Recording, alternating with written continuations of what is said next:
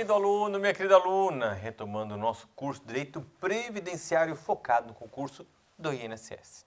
O colega já sabe, viu comigo, o que é Seguridade Social. Compreende um conjunto integrado de ações de iniciativa dos poderes públicos e da sociedade. Ações destinadas a satisfazer direitos. Quais direitos? De saúde, previdência e assistência social, ok? E nós estávamos falando a diferença que existe entre cada um dos ramos. E a principal diferença, o caráter marcante que diferencia a previdência da assistência social e da saúde, é que somente na previdência é o único ramo da assistência social que exige vida contributiva, prova de contribuição, pagamento de tributo, que é a contribuição previdenciária. O que não se exige, o que não há no ramo da saúde e da assistência social, que são garantidos independentemente de pagamento de qualquer tributo, de qualquer contribuição, certo? Estávamos trabalhando, demos início ao artigo 201 da Constituição. Artigo 201 que nos fala que a Previdência Social se reveste da forma de regime geral. Então eu disse que nós vamos trabalhar com o regime geral de Previdência Social, o RGPS. Regime Geral de Previdência Social, que é destinado aos trabalhadores brasileiros. Ele é geral porque existe outro específico, só de servidores públicos, ok? Que é o regime próprio do artigo 40 da Constituição Federal. E existe uma previdência complementar, que é da iniciativa privada, aquele que os bancos podem comercializar, que é uma poupança, ok? São regras diferentes para cada um desses regimes. Então o colega precisa entender, caindo uma questão na prova, qual previdência o examinador está se referindo. É importante que o colega saiba isso. A grande regra é sobre regime geral. Para ele falar sobre regime próprio ou previdência complementar, ele vai fazer menção ao regime de previdência complementar ou regime próprio de previdência. Ele vai fazer alusão, ok? É bom que o colega saiba que são 3 possibilidades de previdência que existem com regras diferentes, certo? O regime geral de previdência social, ele tem caráter contributivo. E os outros regimes, professor, também? Também. Tanto o regime geral, quanto o regime próprio de servidores públicos, quanto a previdência complementar, exige também caráter contributivo. Previdência sempre exige caráter contributivo. Quer seja regime geral, regime próprio ou previdência complementar, sempre exige pagamento de tributo, pagamento de contribuição, ok? Para ter direito à proteção previdenciária, ok? Aqui nós vamos ter, no artigo 201 da Constituição, um complemento dizendo, olha, além de caráter contributivo, a filiação é obrigatória. Filiação obrigatória, o que significa filiação obrigatória? Que independe do querer do trabalhador. Quer o trabalhador queira, quer não queira, vai ter um desconto de contribuição previdenciária no contra-cheque dele. Ele vai receber o salário já descontado a contribuição para a Previdência. Professor, mas e se é um trabalhador que acabou de ser contratado, ele não pode ir no RH e falar, olha, eu não quero que eu desconte Previdência do meu salário, porque eu não acredito na Previdência Pública. Ele pode fazer isso? Não, porque a filiação é obrigatória, compulsória, independe do querer do trabalhador. Quer queira, quer não, vai ter o desconto. Então, o caráter contributivo, ele se impõe a todo e qualquer trabalhador brasileiro, vai ter o desconto. Ele é obrigado a pagar a contribuição previdenciária. E pagando, com o pagamento dessa contribuição, ele fica protegido na Previdência, ok? Então, a contribuição por parte do empregado é uma opção, é uma faculdade? Não, é uma imposição, porque a filiação é compulsória, é obrigatória, ok? E nos outros regimes de previdência? Eu quero saber que no regime geral de previdência social e no regime próprio de servidores públicos, ok? Nesses 2 regimes de previdência, a filiação é obrigatória. Então, o servidor público também ele é obrigado a pagar contribuição para a previdência pública, federal, estadual, municipal, onde ele esteja atrelado, ok? Ele é obrigado, ele não tem o querer, ele não pode falar, mas eu não quero pagar para contribuição para a previdência. Independe do querer, ele é obrigado, a filiação é obrigatória. Só não temos filiação obrigatória no regime de previdência complementar, esse da iniciativa privada. Ninguém é obrigado a ir num banco contratar uma previdência privada. Ninguém é obrigado. Então, a filiação só é facultativa, só é opcional na previdência complementar. Na previdência complementar, ninguém é obrigado a contratar. Já no regime geral, toda e qualquer pessoa que exerça atividade mediante remuneração é obrigada a pagar contribuição previdenciária. A filiação é obrigatória, compulsória. Todo e qualquer servidor público, federal, estadual e municipal, é obrigado a pagar contribuição para o regime de previdência pública, estadual, federal, municipal. O que quer queira, quer não. Entendido? Então, um caráter contributivo e de filiação obrigatório. Então, não existe, em nenhuma hipótese, a possibilidade de um trabalhador começar a trabalhar numa empresa e o RH chamar, olha, você quer contribuir com a Previdência ou não? Não existe essa opção. Todo e qualquer trabalhador tem o desconto obrigatório da contribuição previdenciária no seu salário, certo? Diz o artigo 201 ainda que a Previdência deve observar critérios de equilíbrio financeiro e atuarial. O que isso significa? A Previdência, ela não é para ser superavitária, não é para receber muita contribuição previdenciária e pagar poucos benefícios. Mas também não é para ser deficitária, não é para receber pouca contribuição previdenciária, pouco de contribuição previdenciária e gastar muito com benefícios. Deve ter um equilíbrio aqui, um equilíbrio financeiro. O que se arrecada com o que se gasta, ter um equilíbrio. E esse equilíbrio não apenas hoje, mas amanhã, depois de amanhã, daqui 10 anos, daqui 20 anos, daqui 30 anos, deve se manter esse equilíbrio financeiro. E para se manter esse equilíbrio financeiro, temos que conhecer a ciência atuarial, que é enxergar como se comportam os gastos. Okay? Como que a Previdência gasta? Como que é o gasto? Com a aposentadoria. Antigamente, as pessoas morriam mais cedo. Então a pessoa se aposentava e vivia apenas, por exemplo, 10 anos e já morria. Então a Previdência gastava pagando a aposentadoria uns 10 anos. Hoje as pessoas estão vivendo muito mais. Depois de aposentada, a pessoa vive mais 20, 30 anos. Então a Previdência gasta durante 30 anos o pagamento de uma aposentadoria. Então isso tem que ser levado em conta para ver o quanto de recursos públicos devem já ficar reservados para pagar o benefício.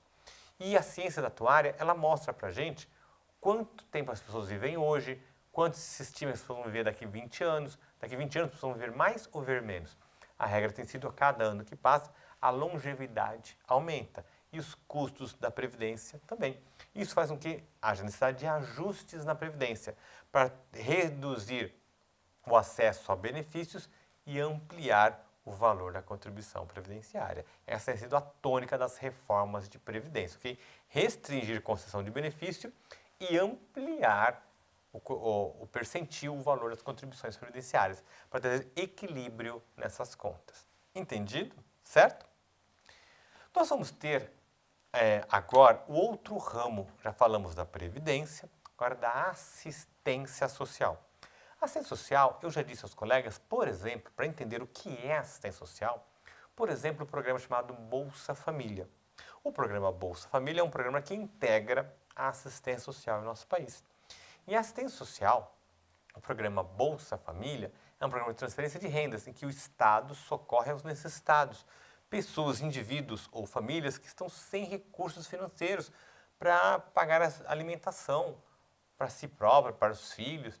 Então, o Estado entra em cena para garantir essa proteção a essas pessoas em situação de necessidade social, ok? Então, programas da assistência social são destinados a pessoas pouco importando se ela já pagou alguma vez na vida algum tributo ou não. Lembrando que é uma política não contributiva de seguridade social, certo? E a Constituição nos fala que a assistência social será prestada a quem dela necessitar. Então, será prestada aos necessitados, independentemente de contribuição. Pouco importa se houve ou não houve contribuição, se a pessoa pagou ou não pagou alguma vez alguma contribuição à Seguridade Social. Não pode haver na lei nenhuma exigência para ter direito à assistência social de que tenha pago 1, 2, 3, 4 contribuições. Não pode haver nenhuma exigência nesse sentido, ok? Aqui eu quero chamar a atenção dos colegas, porque a expressão independe de contribuição, não precisa de contribuição, não precisa ter pago contribuição, não precisa para ser protegido na assistência social. Mas na prova, o examinador costuma usar a expressão prescinde. Ele usa prescinde. Então, o que ele nos fala? Bem, ao invés de independe, ele muda para prescinde. Então, diz que a assistência social prescinde de contribuição. Meus amigos, a assistência social prescinde de contribuição é certa ou é errada essa assertiva? O que o colega assinala? Essa expressão prescinde, ela traz uma certa confusão. A gente vê com muitos candidatos que erram por causa dessa palavrinha. Prescinde é dispensa. Significa dispensa. Dispensa. Esse é o significado de prescindir, dispensar. Então, prescinde de contribuição. A assistência social prescinde de contribuição. Está certa, ok? Está certa, ok? Prescinde de contribuição. A assistência social prescinde de contribuição. É diferente de imprescindível, que é indispensável. Se constasse que na assistência social é imprescindível contribuição, estaria errado. Porque não, é prescindível, é dispensável. Entendido? Então, cuidado com essa palavrinha. Muitos e muitos, na hora da prova, se confundem e erram. Toda vez que o examinador usa a palavrinha prescinde, muitos se atrapalham e perdem uma questão que o colega sabia a resposta. Ok? Perfeito? Então, a assistência social prescinde, dispensa, independe de contribuição, que é uma política não contributiva de seguridade social. Ok? E o ramo da saúde? O terceiro ramo que fundamenta aquele tripé do gênero Seguridade Social é a saúde. A saúde diz o artigo 196 da Constituição. A saúde é direito de todos. Direito de todos, toda e qualquer pessoa, pouco importante se pagou ou não pagou algum tributo, não interessa. É um dever do Estado, é um dever do Estado. A saúde, ela é garantida mediante políticas sociais e econômicas que visam a redução do risco de doença, e outros agravos, com acesso universal e igualitário. Universal, toda e qualquer pessoa, direito de todos, universal. Igualitário, igualitário, sem diferença entre ricos e pobres. Pessoas que pagaram ou que não pagaram, não interessa. Todos. Então percebam que aqui a tônica da igualdade é muito forte no ramo da saúde. Certo? Perfeito? Então também dispensa política não contributiva de seguridade social. Com o que nós vimos até agora, nós podemos avançar com uma outra indagação. Quem são as pessoas protegidas em cada um dos ramos da Seguridade Social? Quem são as pessoas protegidas? Quem são as pessoas protegidas na Previdência? Quem são as pessoas protegidas na Assistência Social? E quem são as pessoas protegidas no ramo da saúde? Sabe me dizer? Vamos começar por Previdência. Quem são as pessoas protegidas na Previdência? Escreva no papel. Quero saber. Escreve para mim agora. Digita, ok? Digita, escreva no papel. Quem são as pessoas protegidas na Previdência? Na Previdência, as pessoas protegidas são aquelas... Quem são? Se o colega disse que na Previdência as pessoas protegidas são aquelas que pagam contribuição previdenciária, lamento informar, o colega errou. Não é uma verdade isso. Como não, professor? Acabamos de ver que a Previdência é um caráter contributivo, a necessidade de pagar contribuição. Sim, mas veja, observe. Quando nós falamos de contribuição previdenciária, a Previdência recebe uma contribuição do trabalhador, mas também recebe uma contribuição da empresa. Recebe a Previdência duas contribuições. De um trabalho que foi prestado, do salário desse trabalhador, vai ter um desconto, vai ser a contribuição do trabalhador, que vai para a Previdência, ok? Que vai para a Previdência. E temos a contribuição da empresa, do tomador de serviços. Nós falamos prestador de serviços e o tomador de serviços. Os dois contribuem para a Previdência. A empresa, ela paga uma contribuição previdenciária. Toda e qualquer empresa tem que pagar contribuição previdenciária. E uma contribuição previdenciária nós chamamos de cota patronal. Cota patronal. Quando se fala cota patronal, é a contribuição previdenciária devida pelo tomador de serviços. Então veja, o trabalhador paga contribuição para a Previdência para que ele fique protegido. E a empresa paga contribuição para a Previdência para ajudar a proteger o seu trabalhador. Veja que a empresa não vai se aposentar, não vai. Portanto, é incorreto afirmarmos que pessoas protegidas na Previdência são aquelas que contribuem para a Previdência. Por quê? Existem pessoas que contribuem na Previdência, mas não são protegidas. A empresa paga contribuição? Paga. Ela é protegida na Previdência? Não, não é. Nenhuma empresa vai se aposentar na Previdência. Não tem proteção, ok? Então, o que nós temos a partir disso, ok? O colega observe, por exemplo, o empregado doméstico. Nós temos o empregado doméstico que trabalha para um empregador doméstico, que é para uma casa, para uma família, para uma pessoa. Esse empregador doméstico, ele é tomador de serviços. E o empregado doméstico é prestador de serviços. Dessa relação de trabalho, existe contribuição, que deve ser paga pelo prestador de serviço, pelo empregado doméstico. E existe a contribuição do tomador de serviços, do empregador doméstico. Essa contribuição que o empregador doméstico paga todos os meses não protege o empregador doméstico. Protege apenas o seu empregado, o seu prestador de serviços, o empregado doméstico. Ok? Então, nenhum empregador doméstico vai se aposentar na Previdência pagando contribuição como empregador doméstico. Não. Esse empregador doméstico só vai se aposentar se ele também for, em paralelo, empregado numa empresa. Bem? Aí vai ter a contribuição dele. Do contrário, pagar contribuição como empregador doméstico é cota patronal, que não garante nenhuma proteção na Previdência, ok? A contribuição é apenas para ajudar a proteção do seu trabalhador, do seu prestador de serviços. Entendido? Então, a partir disso, como que fica correto? Na Previdência, as pessoas protegidas são aquelas que contribuem para a Previdência na qualidade de segurado. Então, são as pessoas que contribuem para a Previdência na qualidade de segurado. Segurado é a pessoa protegida na Previdência, que é o trabalhador. Então, somente aquelas que contribuem na qualidade de segurado e não na qualidade de tomador de serviços, ok? Então, aquela que contribui na qualidade de segurado. O segurado nós vamos estudar mais adiante, mas temos uma lei, que é a Lei 8.213, de 91. A Lei 8.213, de 91 é chamada Lei de Benefícios Previdenciários. Essa Lei de Benefícios Previdenciários, ela dispõe no artigo 11, 12 e 13 quem são os segurados, quem são as pessoas protegidas na Previdência, que nós vamos estudar oportunamente, ok? Nesse momento, eu quero saber quem são as pessoas protegidas na Previdência. Protegidas na Previdência são as pessoas que contribuem na qualidade de segurado, ok? Mas também na Previdência nós temos pessoas que não contribuem e são protegidas. Como, professor? Como nós podemos ser uma pessoa que não contribui e é protegida? Sim, nós temos. É a pessoa chamada de dependente, dependente do segurado. Então, o segurado, ele é um trabalhador, ele trabalha numa empresa, ele já tem um desconto de contribuição previdenciária todos os meses no seu contra-cheque. Ele está protegido da Previdência, vai poder se aposentar um dia, ok? Só que a esposa dele ou o filho dele, com 2, 3, 4 anos de idade, não trabalham, não contribuem para a Previdência. Mas, se o trabalhador vier a falecer, os seus dependentes terão direito a um benefício previdenciário, chamado de pensão por morte. Então, também são protegidos pessoas que não contribuem com a Previdência, mas possuem um vínculo com o segurado.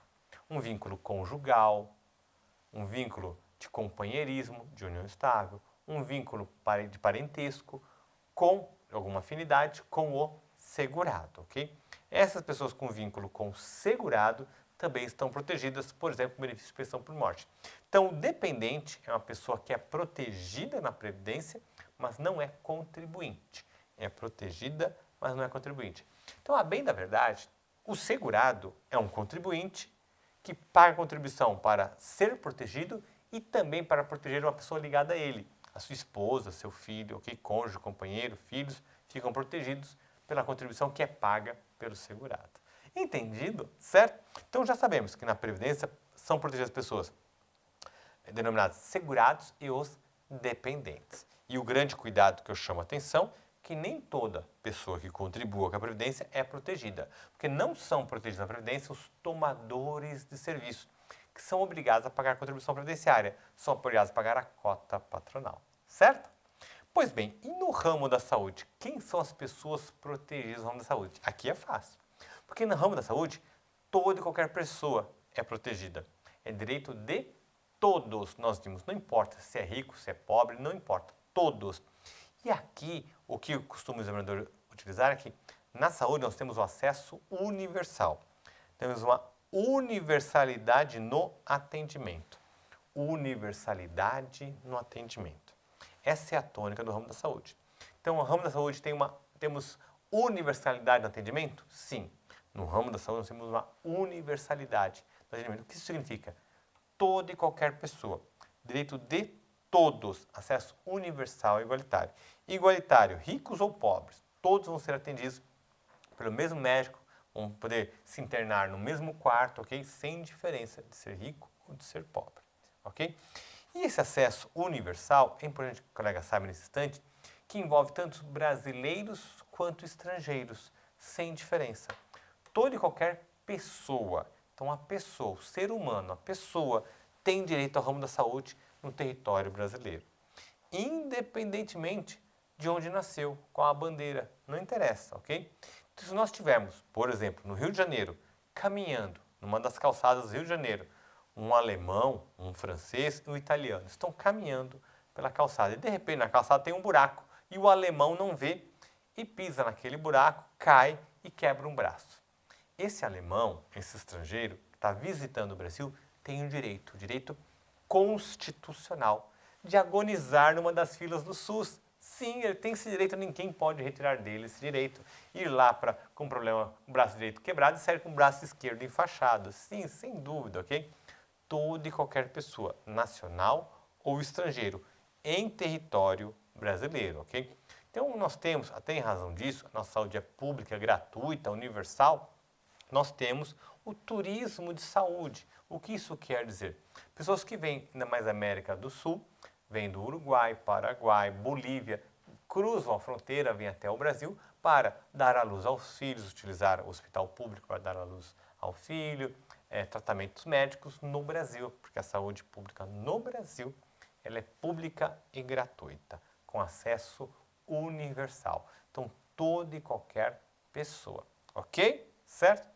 Aproveitando, falei do ramo da saúde, o acesso universal, nacionais e estrangeiros.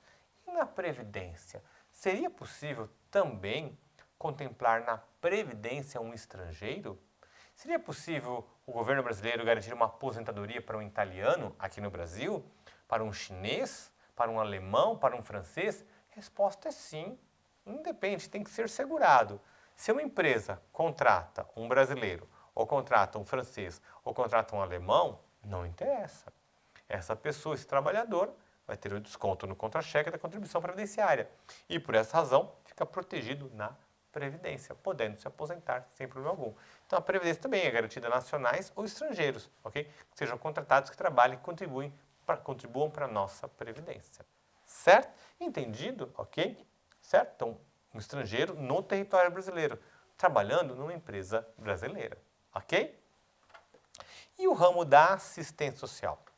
A assistência social, ela objetiva proteger as pessoas, famílias e indivíduos em situação de vulnerabilidade social, que é necessidade social, que é ausência total ou parcial de recursos financeiros. Aquela pessoa que não tem recursos financeiros para garantir alimentação, moradia. Então aí entra em cena o Estado para garantir proteção dessas pessoas. Existe uma lei, que é a Lei 8.742, que é chamada de LOAS. LOAS, o que é LOAS? É uma lei, esta lei é uma lei orgânica da assistência social. É uma lei orgânica da assistência social. Então, trabalha a assistência social. Então, os direitos da assistência social estão nessa lei orgânica da assistência social, na LOAS, que é a Lei 8.742 de 93. Então, a assistência social, ela não é destinada a toda e qualquer pessoa, mas as pessoas em situação de necessidade social. Ou seja, os ricos não são contemplados, não são protegidos na assistência social. O rico, ele é protegido na Previdência, o rico, ele é protegido no ramo da saúde, mas ele não é protegido na assistência social, porque aqui se exige a vulnerabilidade social, a necessidade social, ok? Nós vamos ter assistência social, isso é importante que o colega saiba, o surgimento. Eu já disse aos colegas que a Previdência surgiu no Brasil com a Constituição de 1934. Vimos no bloco anterior que a Previdência surgiu pela primeira vez em 1934, na Constituição de 34 surgiu a Previdência. E a assistência social? Aqui a assistência social, é bom que o colega saiba, que ela surgiu pela primeira vez no mundo. Foi em 1601. Foi em 1601 na Inglaterra. Foi na Inglaterra em 1601. Então, em 1601 surgiu na Inglaterra a Previdência pela primeira vez, ok? foi na Inglaterra, chamada Lei dos Pobres. Lei dos Pobres, chama-se Poor Relief Act. Então, a Lei dos Pobres, né? Poor, pobre, né? Act, então, a Lei dos Pobres surgiu pela primeira vez, foi na Inglaterra, em 1901. Antes dessa lei, nós tínhamos assistência privada. O que é assistência privada? Cada um é livre para socorrer o seu semelhante, o seu próximo. Cada um pode sentir as dores do seu próximo, né? E com isso socorrer.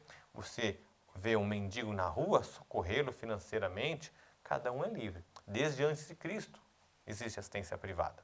Agora, a assistência pública, que é o próprio Estado avocando para si o dever de proteger os desamparados, surgiu pela primeira vez em 1601 na Inglaterra, quando a coroa britânica resolveu proteger aos necessitados das respectivas paróquias, ok?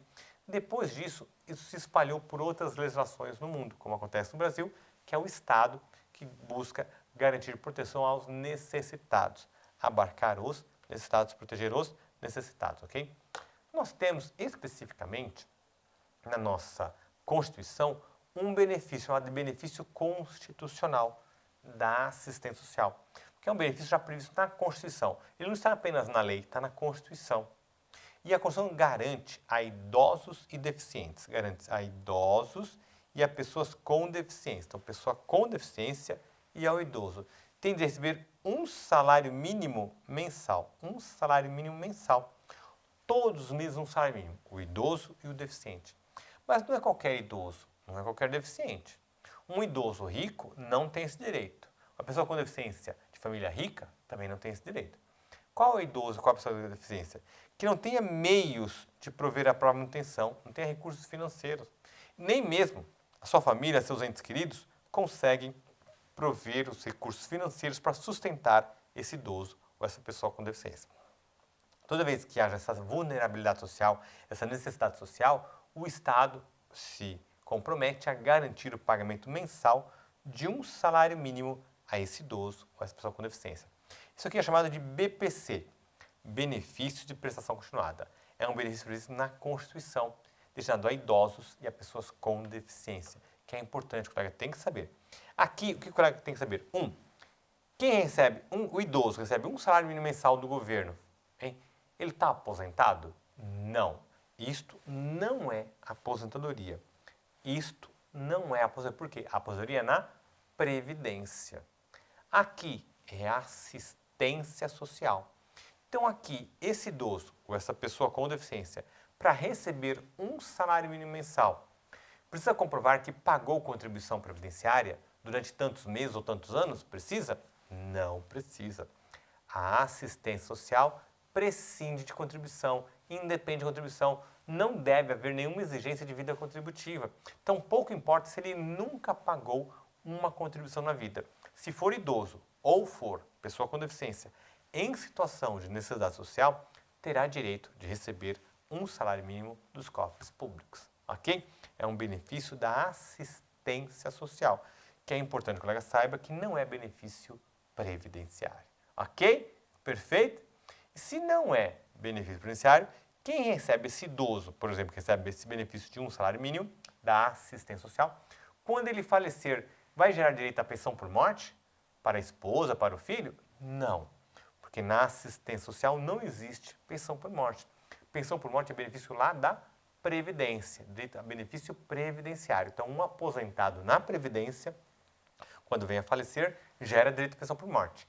Aqui, na assistência social, o idoso receba um salário mínimo da assistência social, que é o BPC, não tem direito, os seus dependentes, a receber pensão por morte quando ele falecer, porque não é benefício previdenciário. Certo?